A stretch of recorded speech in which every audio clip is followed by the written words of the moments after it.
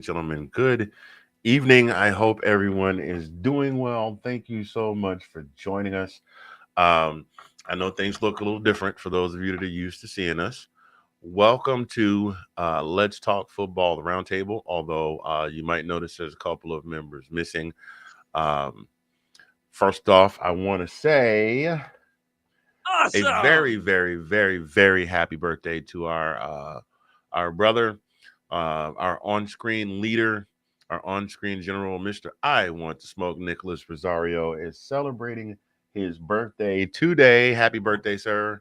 Happy birthday, Nick. Happy birthday, Nick. We love you, man. Um, Delilah could not join us this evening due to work commitments, but Tina and I, still wanting to do the show, decided we were just going to come on and give you a little some of our feedback on what we saw this weekend and what we can expect in the coming weeks.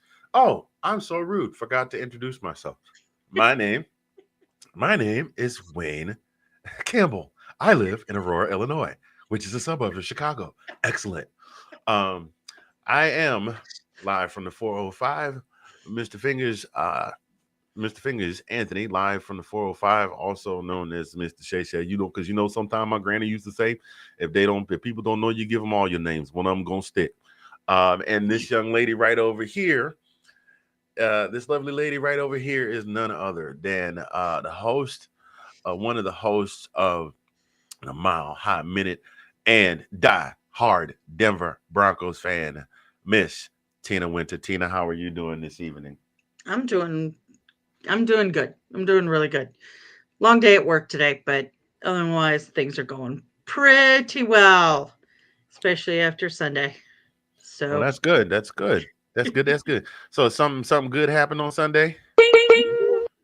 yeah, we punched our Okay. ticket into the playoffs. Well, at So least something good happened for some of y'all's team because my team was the only one that didn't decided that they wanted to be the one. The thing where I'm doing my part, I'm doing my part, I'm doing my part, and then last one, I didn't do shit. Yeah, that one. yep. That was the Falcons. That was my Yeah. Falcons. So we go ahead and jump right on into that. See, Atlanta. Since we're there, Atlanta.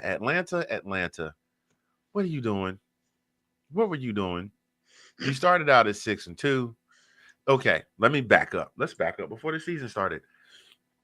You went out and you got a 37, 38-year-old quarterback now on his third team. His first season back after completely obliterating an Achilles tendon. I personally did express my misgivings at spending so much money for a quarterback who at that age was going to need more time to recover, might not be as effective because it wasn't like he was the fastest guy on the field anyway.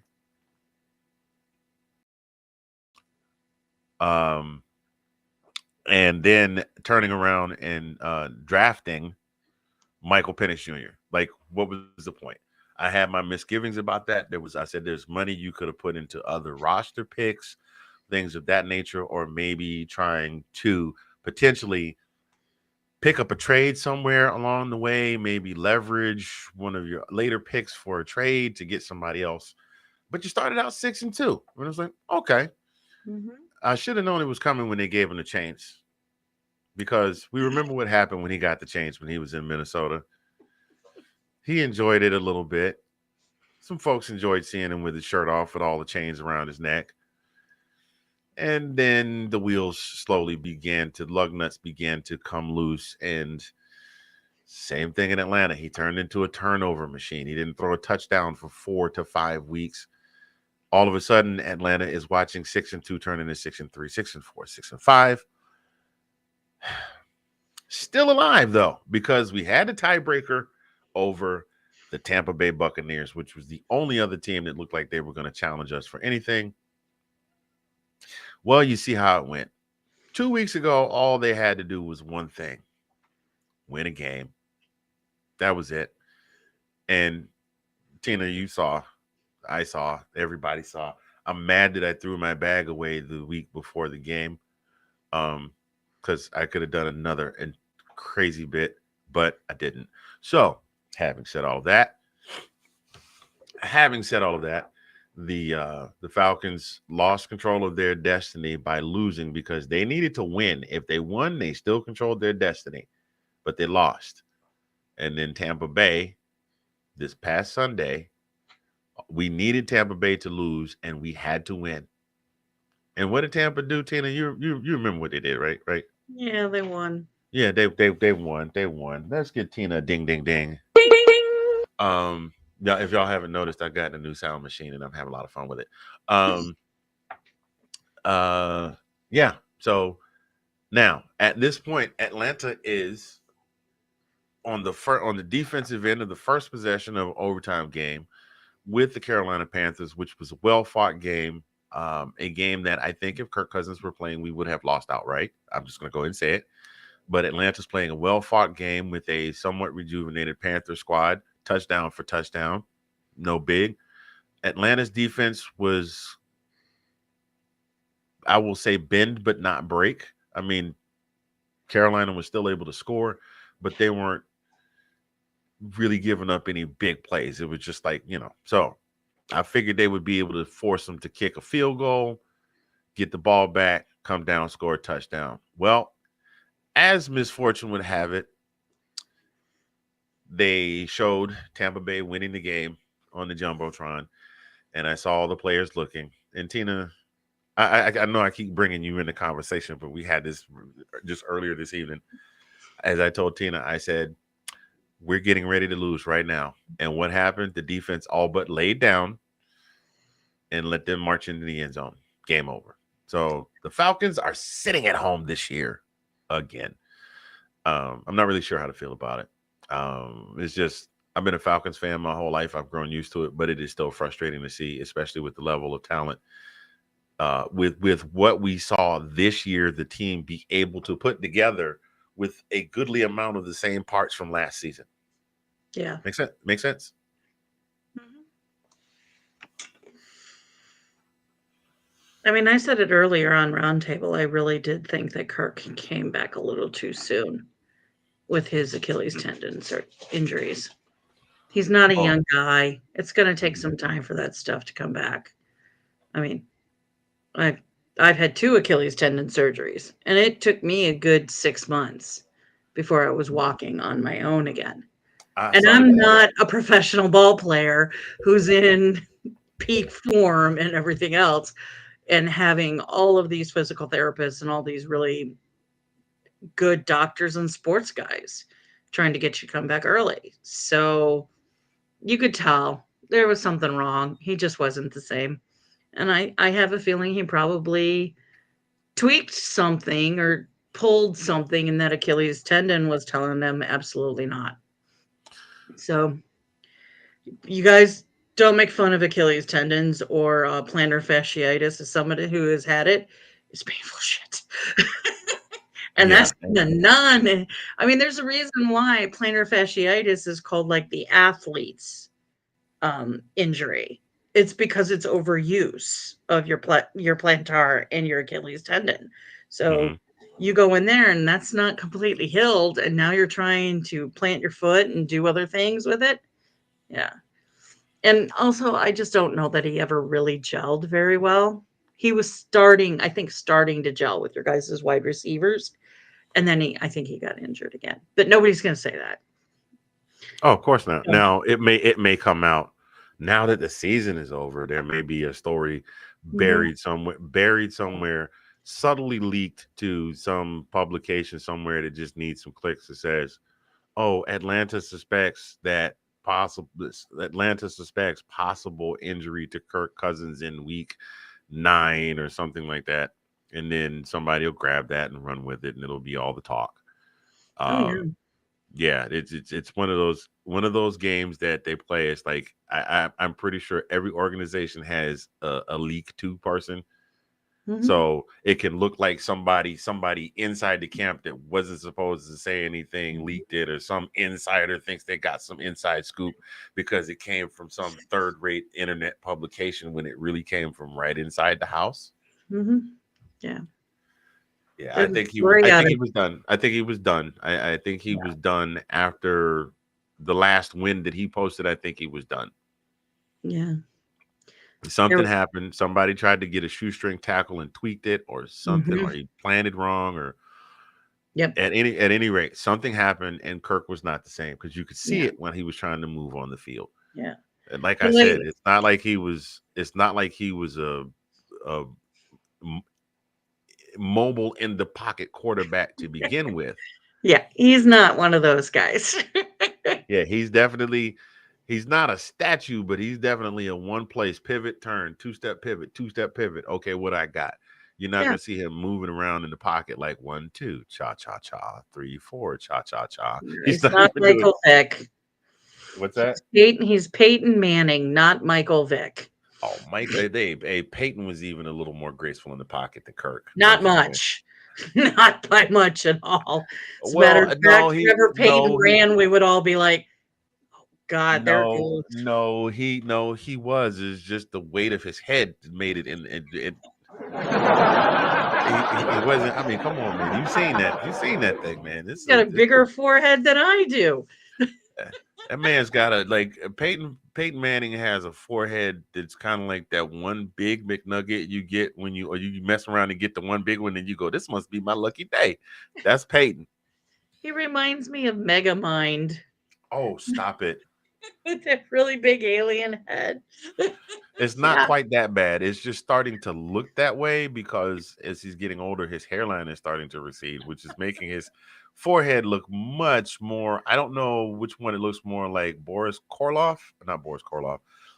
If it looks more like Peter Boyle in Young Frankenstein, that's Oh God. Frankenstein, Yeah. or Boris Karloff in the Frankenstein movie. Fire, Yeah. bad. One of the two. Either way, he's just paint him green, stick a couple of bolts in his ears. Done deal. Mhm. Um, Kirk Cousins just he started the year out great. I think maybe jokingly I may have thrown his name in there for comeback player of the year when they were winning. I definitely did say that he was a big contribution to what the team had been able to accomplish because we were seeing cohesion from the offense in a way that we had not seen as far as the passing game getting involved as well. So, um, bright spots. Robinson still being Robinson, so that's good. But again, the Falcons are sitting at home, 1-2-3 Cancun. There's actually a whiteboard on the whiteboard in the break room at my office, and it says the permanent thing up there says upcoming events. And I went in there on Monday and I said Falcons sitting at home watching the Super Bowl, which of course prompted a whole string of other people jumping in and going, yeah, so is Oklahoma. They're not playing in the CFP. And somebody wrote underneath that, was Oklahoma even contending for that? And then it just devolved from there. But still. So the Falcons are sitting at home. Another disappointing end to a very Jekyll and Hyde season for the Falcons. At least this year, there were some ups to kind of help with the downs, but in the end, we're still down. So Falcons at home. So Tina, let's just go ahead and roll over into your squad, and I'm just gonna have to give your squad the air horn, which I don't have over here. There we go. Oh, getting it done. 38 to nothing. It was such a blowout. CBS affiliates in the Midwest and almost around the country flipped it over to the Chargers versus the Raiders game because it was like a 3-point game. And within 5 minutes, they were ahead by 20 points. So, like, so for half of the fourth quarter, we're sitting in the bar watching like the game on our phones and like paying attention to what the score's doing because we had no way of seeing the game. That was fun. Yeah, I mean, it was a very nice game to watch. We scored on the first three um, possessions we had. Bo looked pretty good. Now, yes, before all the Chiefs fans chime in, yes, pretty much all of the main starters for the Chiefs were not playing, so we were playing against the second and the third string players. Still, a game's a game, and we had to win. Like that was the funny thing. I kept expecting Andy Reid to be like, like Lucy with the football, and like the football is the starter's not playing the playoffs, and he'd lose, but he didn't. They sat us.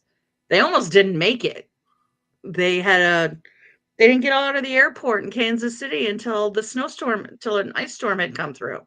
So they were sitting in Kansas City for like 3 hours on the plane. They finally showed up, so the game was able to go. But yeah, it was a fun game, but it would have been a very boring game to anybody who was not a Broncos fan. So Yeah, um and I mean, yeah. everybody had their 2 cents about it. Oh, the fix is in. Andy Reid's doing the old Andy Reid thing, and um, they want to keep the Bengals out. They want to keep the Dolphins out. Yada blah blah, yada blah blah, and Mhm. I mean, it did kind of strike me as I mean, I congratulations to the Broncos 100%. You have to play against who you're lined up against, and Oh, we beat the shit out of them. you It ran didn't up and it down. didn't even look good, You like, ran up against and their down the second. field on them. You ran Yeah. up and down the field on them like it was nothing, which is amazing. But not for that team of that caliber that has been that good for that long to not score a single point. Mhm. Because, I mean, we were playing our first string defense against their second and third stringers. So, like, they were getting stopped. I think it was in the second quarter before they got a first down conversion. And we were just running all over, and Pat Surtain and our cornerbacks were all over their guys. So, I mean, we'll see what happens because they get the bye the first week, and we're playing Buffalo. But if we get past Buffalo, we're playing the Chiefs. So it might be an interesting matchup. Just wondering. It's just kind of strange things. Yeah. So Bo Nix looks good. I mean, Yeah, he did. He looked really good. he has 29 touchdowns this season, and it's in his rookie season, and he didn't start out great. So, I mean, I think he should be in the rookie playoff player of the year conversation. I don't think he's going to get it. I think it's Uh, going to be well, Jaden. yeah. What? I think it's going to be Jaden or Brock Bowers, as much as that hurts my soul to say that. Well, take consolation in the fact that before he was, if anything, take consolation in the fact that before he put on the silver and black, that he was a Georgia Bulldog. So, and those of us that are Bulldog Nation are very proud of him. Him and his partner in crime, Mr. McConkey, who are, oh God, another conference opponent. I'm just gonna stop talking now because I'm making a complete butt of myself. Well, the thing is, yes, they're both very good players. Brock Bowers has been a lot more consistent than McConkey has been. He's been hit or miss at some point. He's had rookie issues. I mean, when it comes to the Raiders, and I don't know how much I have to say this if I have to scream it from the mountaintop. When it comes to the Raiders, once Devontae left, the Raiders didn't have anybody but Brock Bowers to really work with. Right. So he was gonna break the So record he whether was he going to wanted to or get not. it no matter what.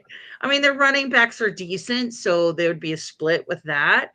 But Brock got all the touches because they really didn't have anyone else to throw to. So it's the Raiders are, I mean, considering they fired their coach today, the Raiders are in disarray right now. So they don't fix that. Brock's going to end up somewhere else in free agency. He'll have 4 years. In his 5th year, he'll be out the door. Oh, sure of it. 100% sure of it. And he's, Yeah. I don't want to say he's a generational talent, but he's damned good. He's damn good. I Well, think I will say, go if ahead. he was on a Gronkowski type team in terms of caliber and talent and everything else, I think, yeah, he would be he could probably surpass Gronkowski. The boy's got skills. And again, it just hurts my soul to give a compliment to a Raider, but I'm not going to deny that he's not talented. So, and Lad McConkey is talented too. Believe me, whenever I pick on him, it's from a place of God, I wish he was on my team. Right. Right. I mean, I mean, you get the NFL gets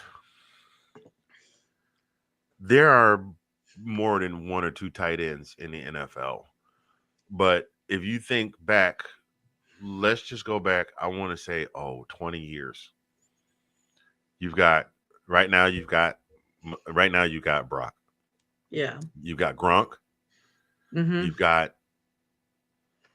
uh Tony Gonzalez. Tony Gonzalez, Shane Witten, and those are just the five I can think of off the top of my head. I know there were more, but those are the five I can think of off the top of my head.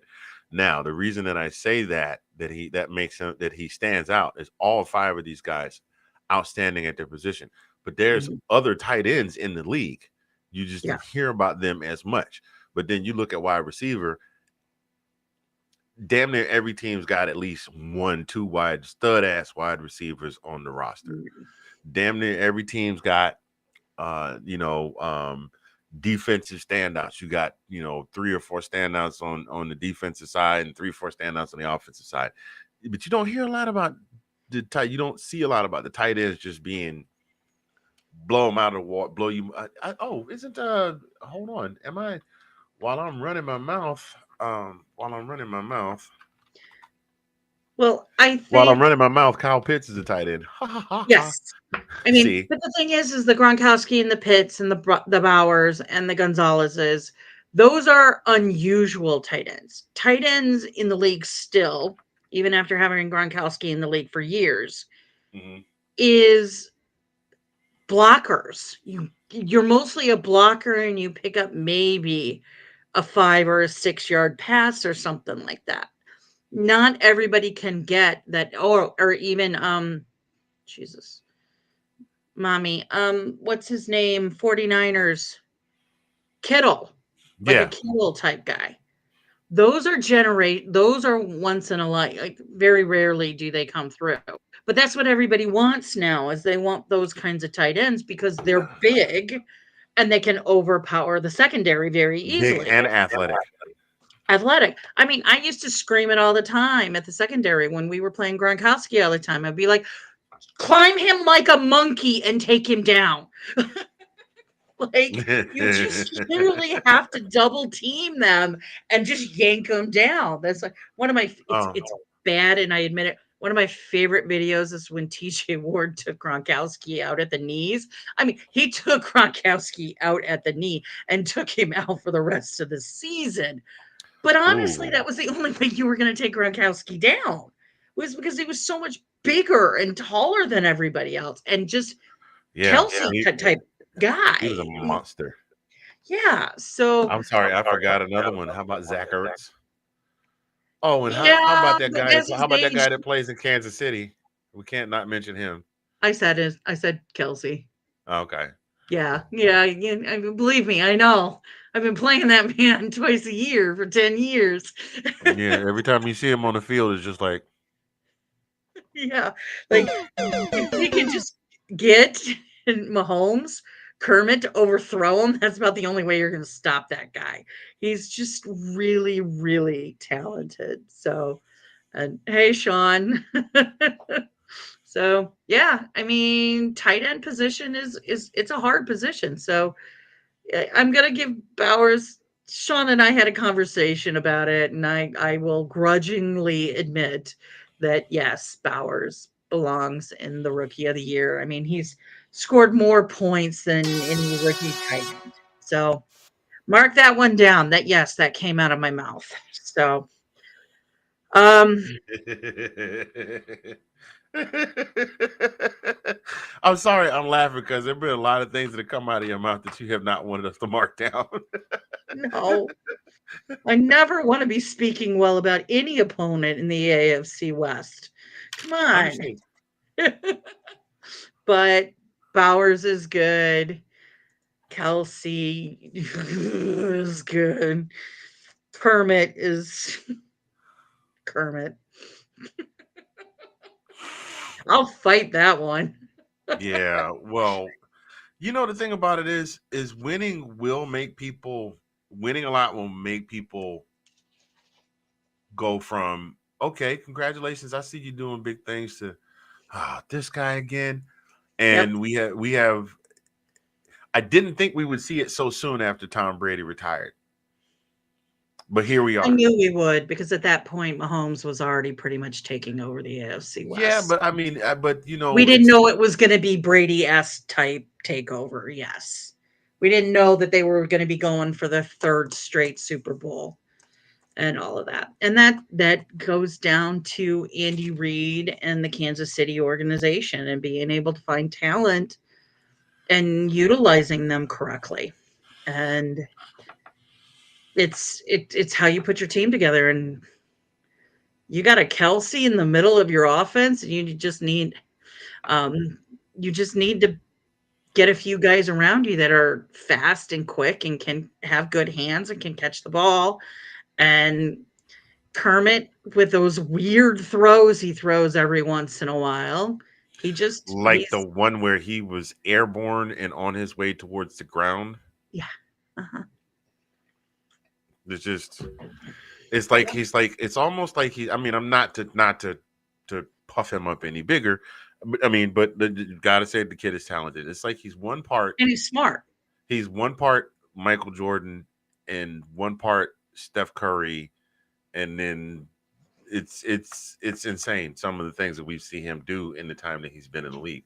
And And he's he not also going anywhere anytime soon. And he's no. earning every nickel of that contract that they have given him. Yeah. And he's also very smart. He understands the rules. He knows how so like I've said it before and it drives me nuts because but he takes advantage of this situation is like we know a lot of times in the league if you hit a quarterback as he's going out of bounds you're going to get called Hmm. for a personal a Rough in the passer. rough in the pass. Well, not rough in the passer. It's when because then they're out of rough in the passer's in the pocket. It's Hmm. when they're heading towards the sidelines. So you're going to get a personal foul hitting them as they're going out. Well, what Hmm. he started to do is, and this is just smart, really smart football play, is as he's running out, he kind of jukes so Yeah. they Yeah. pull up because he's getting towards the sideline. So they pull back because they don't want to hit him because they know they're going to get the flag. And then he jukes back and goes around him and gets Yeah. more yardage. I've seen him do that more than once. Oh yeah, he's very good at it. Very, very good at it. Because the defenders are going to pull up because they do not want to take a chance at hitting him as he's going out of bounds because It's all that'll get the flag. it's almost like where you see on the college end Matt Corral, who was the quarterback at Ole Miss a couple of years ago, had this thing where he would run and he would look like he's going to go, like he was going to give himself up and slide. He would Mhm. fake slide and then get another 2-3 yards out of it. Yeah, I mean, And he's getting so, 5 to 10 sometimes. So, I yeah, mean, he's a very talented player, and a lot of people are really pissed that they missed it in the draft, but Andy Reid did not, and that's the thing is it's it's part of, like, what's kinda been going on the Denver side is too many hmm, people were pissing on the fact that Sean Payton said, "No, I got my quarterback when I wanted him, and this is the quarterback I wanted." These guys, these Andy Reids, the Sean Paytons, the Bill Belichicks, these guys, they know they have that player that they want. And I think it's shown to prove out through this season that Sean saw something in Bo Nix that a lot of people did not see. And he's had some rookie mistakes and stuff. So his numbers are there. Yeah, Kenny. Oh, I didn't know that. Okay, Kenny Pickett did that too. I mean, it's is what it is. It just hmm, irritates me because there's nothing you can do about it. It used to be like when Belichick would come up with some obscure rule out of the back of his hand, and he would suddenly gain his team like 15 yards because the other team didn't know it was a rule. It's just right. it's just kind of like almost like, well, do I take the penalty to stop him from doing that from now on? But nobody will touch him because they don't want to get the 10 or the 15-yard penalty. So, ah, Yep. So okay, I'm done praising Mr. Kermit. yeah, at the end of the day, gosh, for those of you that are just tuning in, thank you so much for joining this This is not the edition of cheap show. what we like to call Roundtable Lite. We appreciate you joining us. Again, happy birthday shouts out to our guy, Mr. Nick Rosario. And we're sending our love and admiration out to our other cast member, Miss Delilah Crespo, who is doing a job of far more amazing than what we are doing here, providing services on her job as an educator. Delilah, we appreciate you. Even though we miss you, we appreciate you even more for what you're doing and looking forward to having you back with us the next time we're on. So, what we're going to do here, so those of you that are just tuning in and you want a quick recap, Falcons bad, Broncos good. Falcons stay home, Broncos keep playing. That's what we got. That's what we have there. We're gonna take a really short break, and we will be right back. So, ladies, gentlemen, boys, girls, don't go far.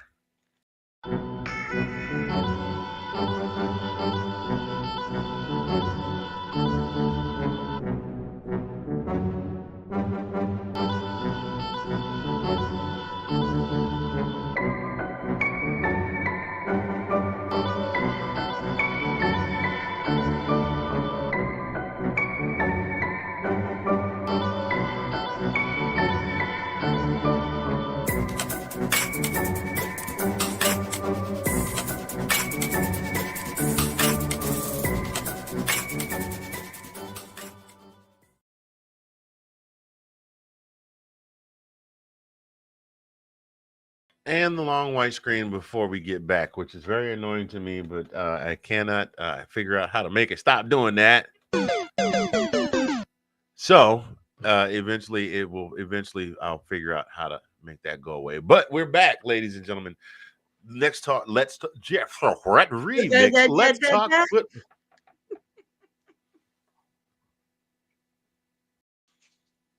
I don't have a sound for that.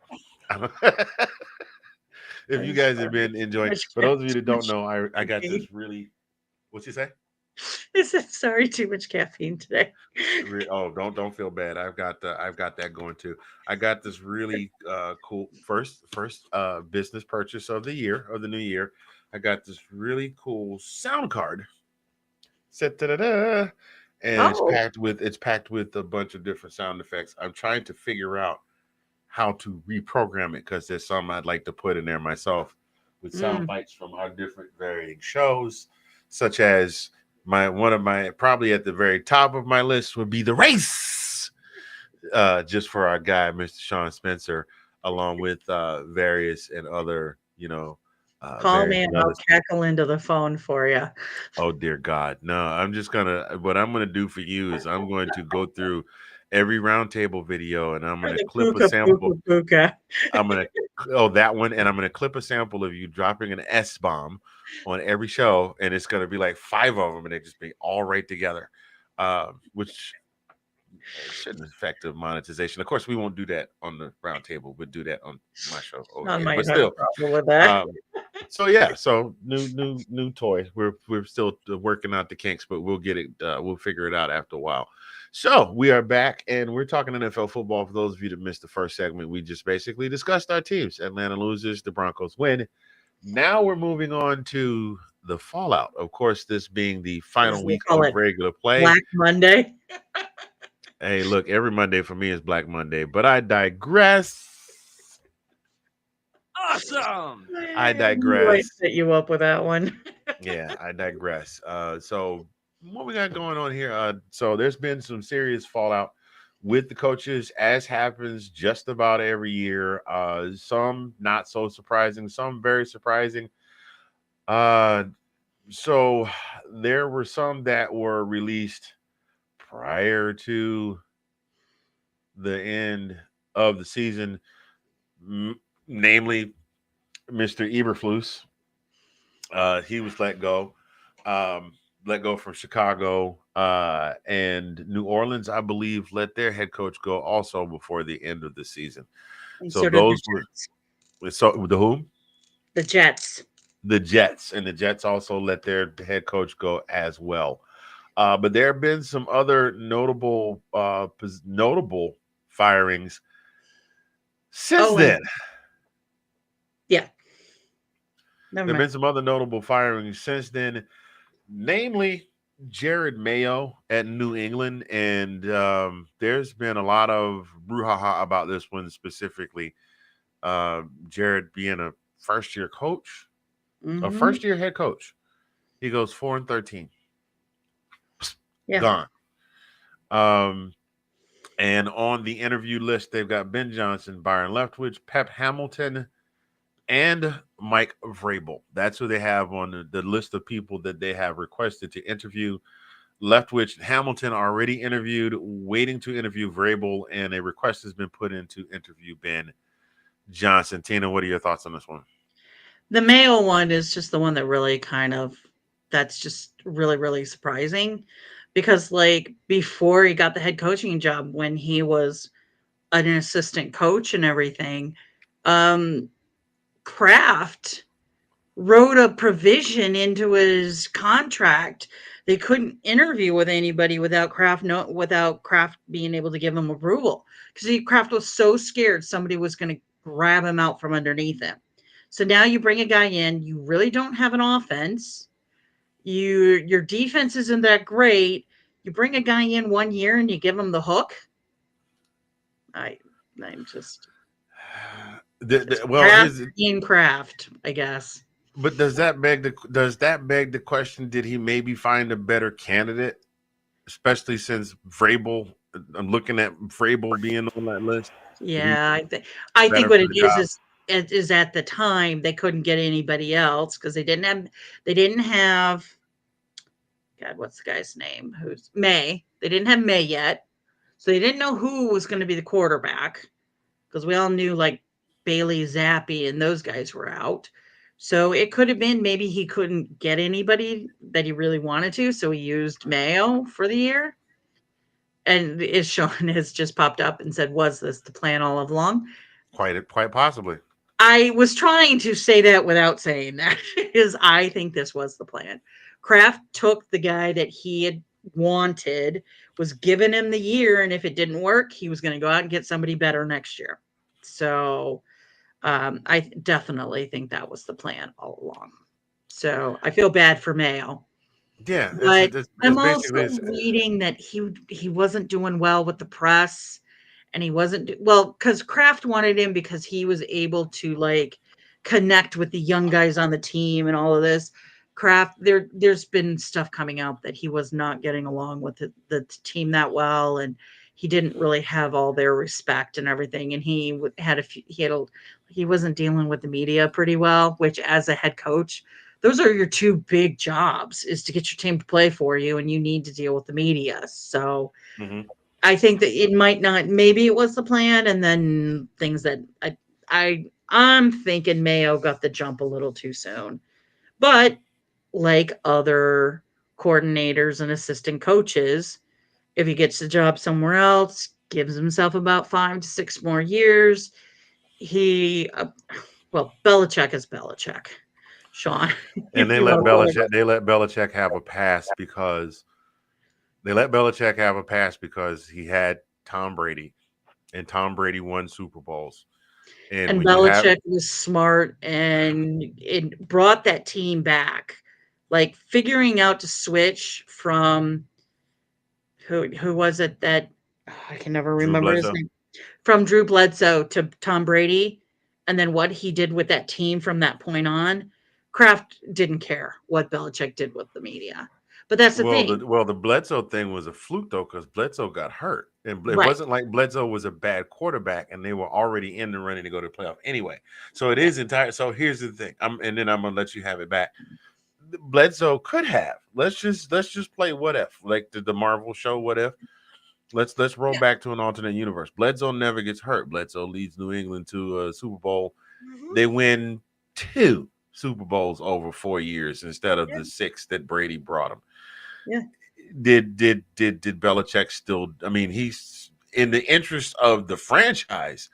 100%, Belichick did the right thing switching over to Brady, but we He wouldn't be had having to. this Right. conversation. He had to because Bledsoe got hurt. Right. But in doing that, Belichick also realized kind of what he had with Brady and what the building blocks were with that Patriots team. And at Uh-huh. that point, he started building pieces around through the drafts and through free agency and everything, and doing the whole Patriot way. Like, you're playing for our team, you'll do this, et cetera, et cetera. So I think Belichick got a pass because let's also remember, like, this wasn't Belichick had been a coach for 10 or 15 years. He'd been an assistant coach and he'd come up through the ranks. Mayo, I just yeah. Yeah, I remember that. I mean, Bledsoe was an amazing quarterback. He just Right. got injured and the kid that was behind him was just as good. And so Right. he never got his job back. Right. So So and it's I think Mayo got screwed on this one. I really do. But I also think some of his like he's just needs some more seasoning on him as a coach in mhm. dealing with the media and dealing it's very different dealing with the players as the offensive coordinator or an assistant coach versus being the head coach.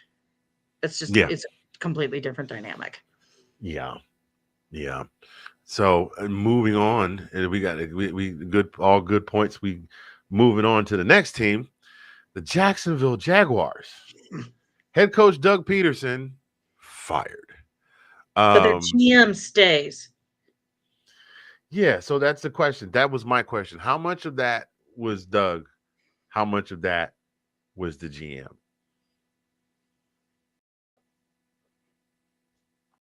You dig? Yeah. You got I you mean, they got worked in tandem. If one isn't doing well, it's because the other one didn't do their job. So if Peterson was the problem, I don't know. But when it well, comes to GM, I think GMs get a pass sometimes. oh, do they ever? Looking Yeah. at you, Dallas Cowboys. Um, oh wait, he also happens to be the owner. Oh, but still, I'm just saying. Um, Peterson, you're talking about a guy that in the last 10 years won a Super Bowl. Right. This is not some Johnny come lately that just happened to walk in and go, "Hey, yo, y'all fellas hiring?" Like he knew exactly what it took to take a team and build a squad and coach them and lead them where they needed to go. Now, not working with the same group of people he was working with in Philly, which was a big part of it, but still, you have you have a coach with a Super Bowl win on his resume. Mm. How much of the problem is him? Yeah. Sometimes it is. Sometimes I think it is personnel too. Like Oh, I how put is that up there thinking that was Sean that put that. That was you. that was me.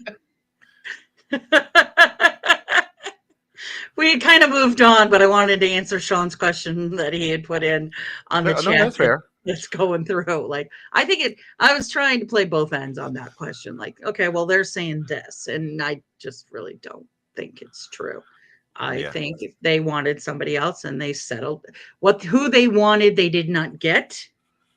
I think the scary reality of dealing with the GMs and the front offices of these teams is if they all spoke their truth, um, they would lose some of their fan base. You know what I mean? Because a lot of fans put their emotions behind these teams, and there are some folks that are able to go that do have the mental capability to go, well, that's really crappy.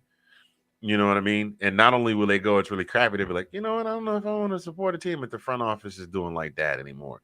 Now, the vast majority will still be right there watching football. There are people that said they were never watching football ever, ever, ever, ever again. that are still watching football. So it is what it is. Well, you talked That's about the GMs speaking their mind and everything. Yeah, like Um, saying, like just outright saying, look, we wanted we brought Jared in because we didn't know who he was getting, but we really wanted that guy over there. Now he's eligible, so we'll get rid of Jared to see if we can get that guy. And the yeah, only thing that's well, the, that the could on- even get them in trouble with the league too. So, true in in whatever bargaining agreements they have and things like that, because I'm just going to say this, and then we'll move on to we'll jump back into the Jaguars. The only thing that could have saved Jared Mayo was if he had taken them all the way up into and made a deep run in the playoffs. Because then there's yeah, no way they can get rid of him. They're like, crap, now we got to keep him. yeah, You know what I mean? So, yeah. Yeah, I but don't know what happened with the Jags because Peterson is a very good coach. yeah. I think there's some either personnel issues or injury issues that were going on with the Jaguars that nobody knew about. I mean, but then again, what can you say about a team that allowed an accountant to still like steal like $30 million from, or three Oh, is $30 million from them without them realizing that's it? right. We're talking about the team that's owned by my buddy Shahid Khan. Yes, we are. Yeah. I mean, The it Billy just the I just I'm don't know sorry. what happened to that team. Like, they've got a phenomenal quarterback, and they had a good team up until, like, a year and a half ago, and it I'm but just I'm going to again, I'm going to say this, and I've been saying it since day one, and I'm going to keep saying it until there is something that comes along where where the NFL is concerned, that will motivate these owners to make changes when they see that their franchises stink.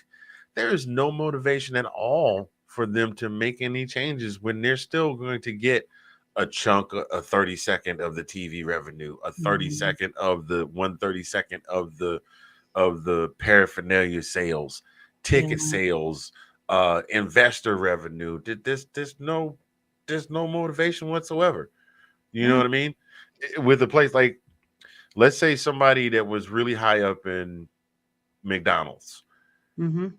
and a couple of people that were really high up in McDonald's came out and said some really derogatory things about multiple groups of people all across the country. You know what would happen? People in America would go, "Okay, McDonald's, you're canceled. You're already Mhm. too expensive anyway." Yeah, And it would affect sales, maybe not quite how we would think it would, because they are a global brand, but it right. would affect sales to the point where, okay, we need to do something, or they would get scared enough to at least make a half-hearted attempt at publicly making some sort of change, Yeah. because at the end of the day, the money in the customers' pockets is what keeps the company open. Mhm. Football, Jacksonville has no reason whatsoever to do any better. Yeah. That was Well, a very shrewd move on his part. He like I remember reading about Mr. Khan. He likes football. He's a big fan of football, but that's not his favorite sport, and that's not his big thing. But mhm. he just bought a franchise that's worth at least 1 billion, with a B, for those of you that are out there spelling, $1 billion, and Mhm. it makes him money every year, guaranteed, whether he does well or not, because they all have a revenue share from TV Right. and advertising revenue. I forgot to mention that television advertising revenue. And then Advertising, all the jerseys and everything else that they sell every year and right? apparel and all of that. Yeah, and what you're talking about is that's kind of like what had to happen with the cap. I forget how long ago it was. I think it was like 10, maybe 15 years ago. Hmm. The NFL came in with a new rule with regards to the cap and said you have to spend 85% of your total yearly revenue, your total yearly salaries have to be within 85% of the cap. Because there was teams like the Bears who had all this cap money. They'd have 50 to 60 million dollars left over in the cap Hmm. because they didn't want to spend that cap money. They were going to do, but the league came in and said, nope, you can't hold on to that money anymore. You have to spend it. And that's when free agency really started to take off. Mhm. But before that, the Bears didn't really look for guys in free agency. It was all about being homegrown. And that I agree with you. That's the kind of rule that, but it's never going to happen because the ownership is never going to want to put a rule in place that's going to curtail what they can do with their own teams and how they make money and stuff like that. So, I mean, the only thing I could see is the NBA, I forget which team, I think it was the Clippers that the governing board for the NBA, I don't know who it is because I don't follow the NBA that much, but I remember this. They forced the sale of that team from the ownership because they were the husband and the ex-wife, well, they were going through a divorce and they both had an interest in the team, and they just could not come to an agreement on anything. So they ultimately ended up forcing the sale of the team. I think it was the Clippers, but I could be wrong. Mhm. But that's the only thing you could do. V. Stiviano. That's when he got caught messing with that girl. That's it. I knew it. I knew I'd know the name. Don Sterling. Well, I don't know. And I think there was a case like the Dodgers had the same kind of thing that the league was able to force a sale because of, as it always happens, as I learned in estates, trusts, and wills in law school, it's always the second family. If you have a second family, you have problems with like who's going to inherit what. And so, yeah, LA Clippers. Okay. Yeah. All right. So I didn't know all the people, but I thought I remembered that. So I Yeah, and it's that was the same time that the players were really were unhappy with how they were being treated, yeah. and then walked down on the court and took their. They had their jerseys turned inside out. They didn't even want to show the Clippers name and all that stuff. Yeah. So And that now was they're when. like a hot commodity. Like they're almost as popular as the Lakers are. Yeah, So I yeah, mean, it just goes to show you you get a change of ownership and stuff and at a GM or even a head coach, and it can change your culture around. So yeah, same with the Commanders, with one them hundred getting bought percent. out. Like you just sometimes it's just the one thing you need to change. But I mean, you're talking about GMs. I mean, the scuttle here in Chicago, which I was going to discuss this with Nick or Delilah when we were going to, if they were going to be on the show, is there's rumors going around that Poles does not want an offensive minded coach Oh yeah, we because, saw that because yeah, he would come in and get rid of the GM. yep, he wanted a different GM and Poles would be out of the job. I have So, I had to jump in here for a second and say to those of you that are watching this, whether you're watching it live now or you're watching the replay later, a huge mea culpa, and I am sorry. I have a sandwich sitting over here, and Tina was talking, and for some reason, for like 6 or 7 seconds, I must have just thought I was invisible because I just picked it up and took a big honking bite out of it, like I wasn't even on camera. I saw I you am do it and then ve- just kept talking. I am very sorry. No, I'm gonna call it out because I'm gonna call it out because I realized it and I sent a message to Tina and said, "My God, I just bit my sandwich like I wasn't even on camera."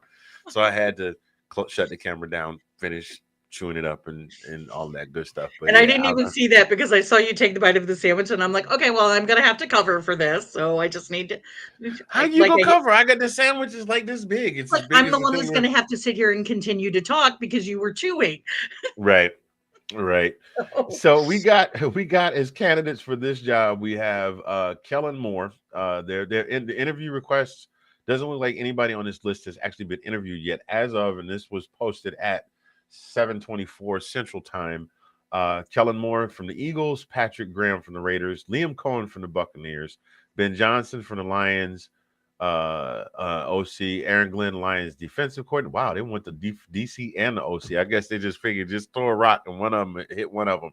Robert Saleh, the Jets' former head coach, and last but certainly not least, offensive coordinator for the Baltimore Ravens and former offensive coordinator of my beloved dogs, Mr. Todd Monken.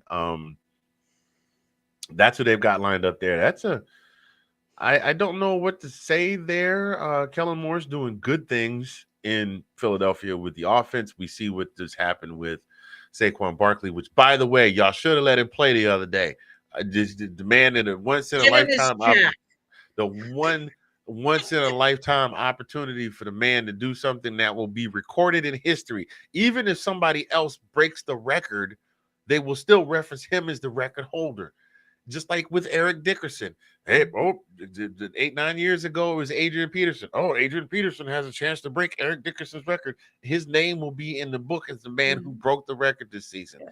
Yes, you want him to rest for the playoffs, but guess what? They could get eliminated in the first game, and he could have broken that record, and that would have stayed with him forever. Okay, I'm done ranting about that.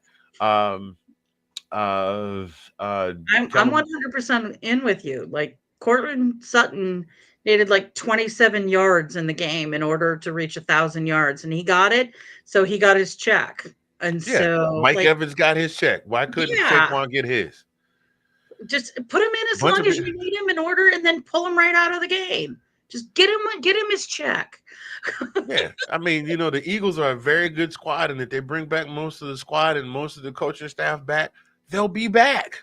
Yeah. But Yeah. this is something that he's only because you don't see too many running backs that run back to back. Now, Derrick Henry is a whole different animal, but even still, he has because he's on he's on a TV commercial lifting car engines and flipping over refrigerators and stuff like that.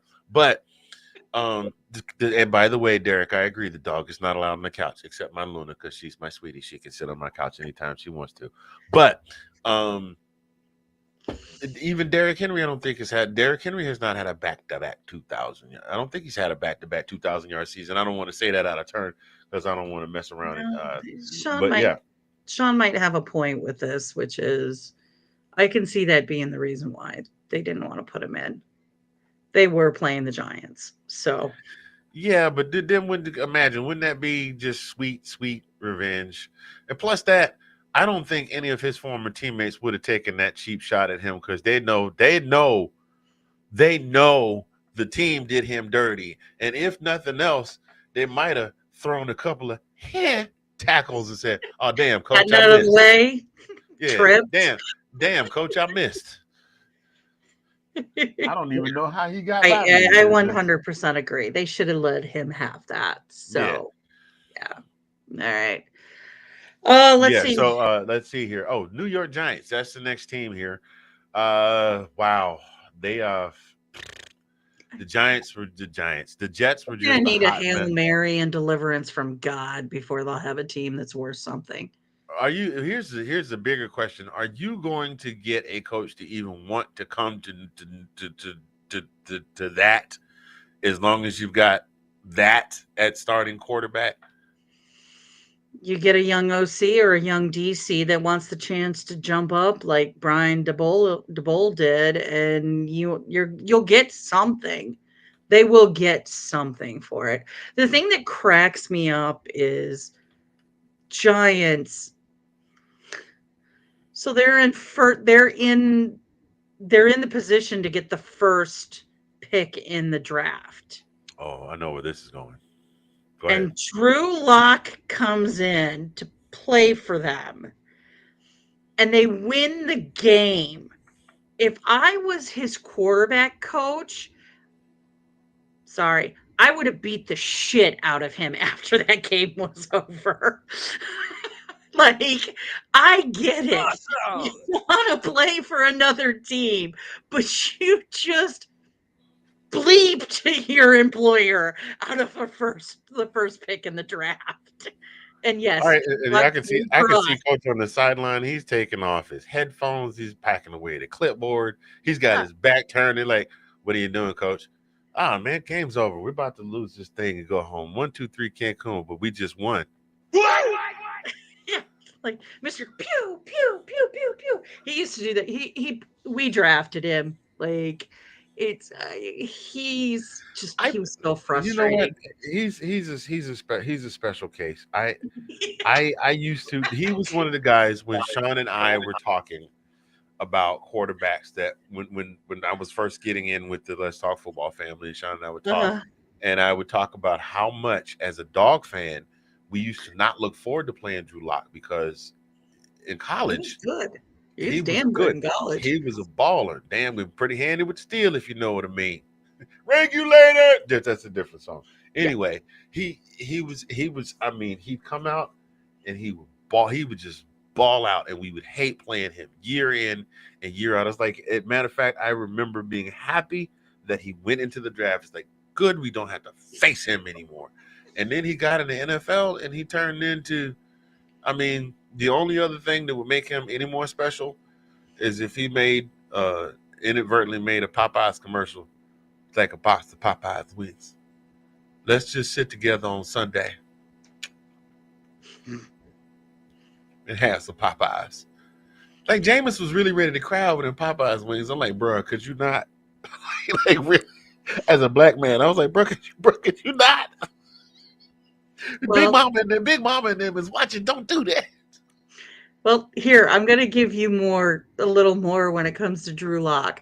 Uh So, remember the Broncos game during COVID where we had like our practice wide receiver became our quarterback huh. because all the QBs got disqualified for COVID?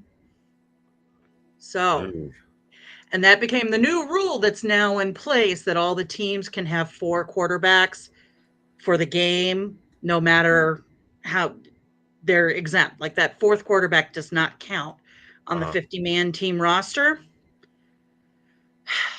That's because Mr. Lovely drew Buzz Lightyear Lock and his other Not flying. It's falling quarterbacks. with style.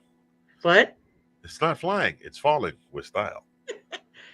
Got it into their head that is a way to make sure because they had done something, they weren't following the rules or something, like they didn't like the rules. They took you remember how all the NFL players had to have bracelets that would show like how close you were to each other and all of that? They Hmm. took their bracelets off and put them in the four corners of the quarterback's room and then got together the week before and were sitting there right next to each other instead of following quarantine rules. The stupidity. I don't even. I don't even want to touch that one. That's special.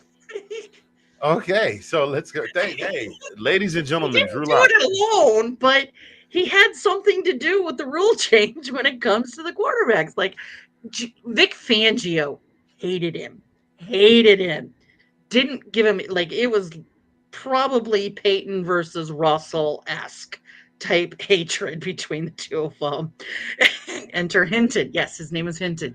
But yeah, Vic Fangio hated him, and no one could ever figure out what it was. And Uh-huh. then when Fangio was fired, when we let him go, then he leaked a story about this to the LA Times and it all came out about what they were doing and not like they were breaking protocol. So that's literally what happened is every single quarterback in that room broke protocol. So we had no quarterbacks. We had to go to him.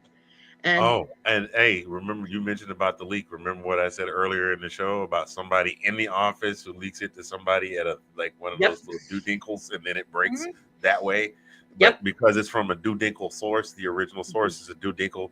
Nobody thinks that it actually came from the Yeah. NFL front office because why would the NFL front office go to a doodinkle? I just wanted to say it one more time to Yeah. to a doodinkle newspaper, Yeah. internet publication to send that out. Yeah.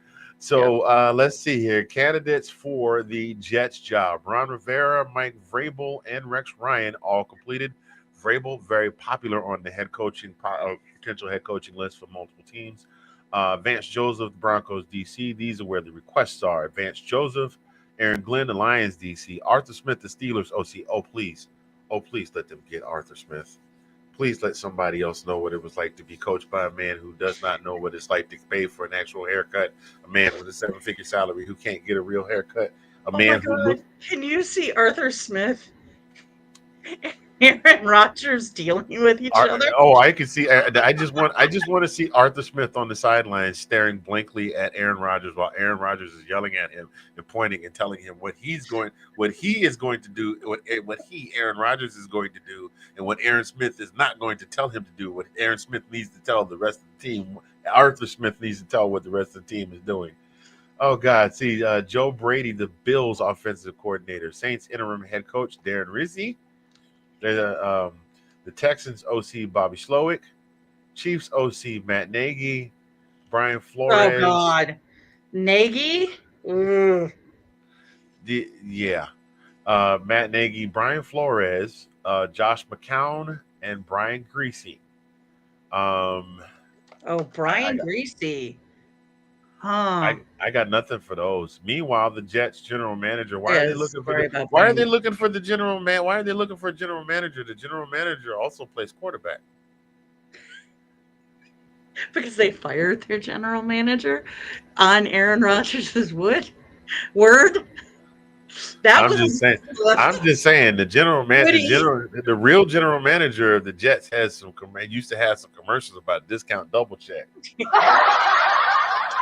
So that's who they have. And then for general manager, they actually fired their general manager. And here are their. I said that already. I said that. See, I still got the chicken on my brain. Is what it is.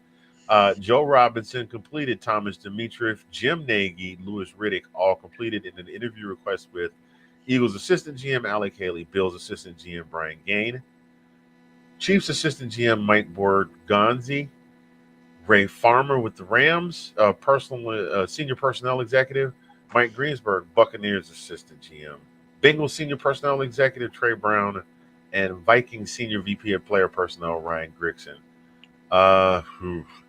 A lot of assistants and people that have never been in high-end GM types positions Well, because that's you because can't get them.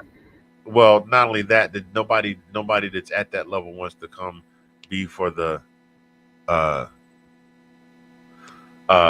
nobody wants to come be a part of that mess that's already at that level. So they figured they could maybe dangle some money in front of an assistant, and maybe get them to come. That wants And to then, take the yeah, shot. Yeah. yeah. Last but not least, the Bears and Matt Eberflus.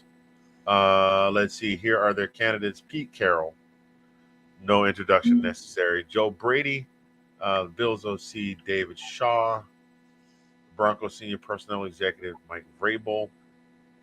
Oh man, Mike Vrabel's getting love all over the place. Uh, Well, he's Todd probably the best candidate out there. Todd Monken also on this list. Anthony Weaver, Dolphins DC. Mike McCarthy, Cowboys head coach. They were denied permission to see him. Arthur Until the Smith. 14th. After the 14th, they can see him. He's a free agent. Arthur Smith. I would not wish Arthur Smith on the Bears with as much misery as they've suffered. I would love to see them go to the Jets, and I just wanted to see Arthur Smith go to the Jets and suffer a little bit with Aaron Rodgers. That's all. That's just a Or little bit maybe of the my Raiders. side. That would be fun. And then For Brian me. Flores. Oh, sorry. Then Brian Flores, Mike Kafka, Aaron Glenn, Drew Petzing, and Ben Johnson. Those are your candidates for the Chicago Bears job. So, and then of course the Raiders just fired Antonio Pierce. I think that news broke earlier today, so it doesn't look like they have any candidates yet. As it was mentioned, this article was posted around 7:30 this evening, so nothing yet. I haven't refreshed it. There may be some coming soon. I Heck have a of feeling they're waiting for Mr. Brady to finish his broadcasting responsibilities. well, oh, how long is Mhm. his contract for? I don't know when it ends, but I don't know if he's calling. I'd have to look and see if he's calling any of the playoff games. But technically, he's a limited partner, so he really shouldn't have a lot to say when it comes to the team.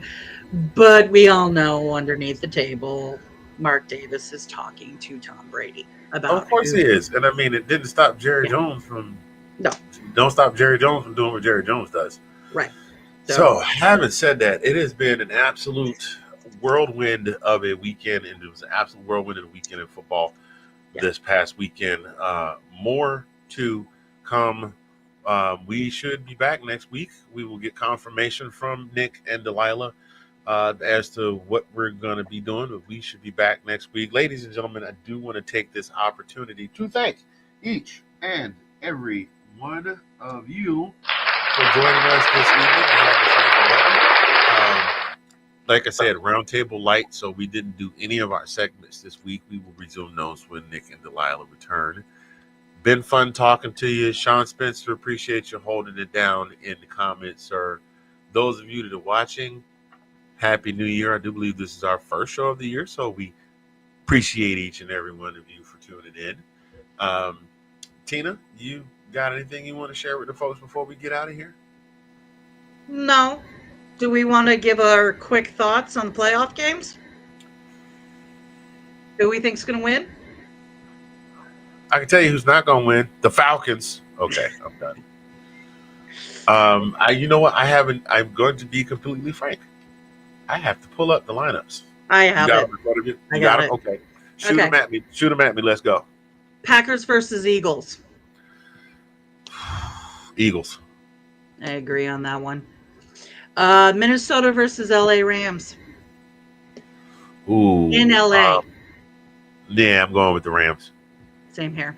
I think the Because Rams. if your boy Puka gets out there, that's yeah, and it's in LA too. That's the Monday night game, so that one's going to be interesting. Commanders versus the Bucks. ooh, that's a good one because both of them are humming on all cylinders. I think that's going to be a really good game. Much as I want to see Baker get his come up, I think he's going to have to sit for another year because JD5 is not going away without like Denzel Washington said, I'm leaving here with something. So that was going to the Commanders. I agree. I think the Commanders are going to take that game too. The Bucks are just a little too up and down. And I love Baker. I think Baker got the shaft in Cleveland. So, but I always pick him every year for my fantasy, and he makes me money.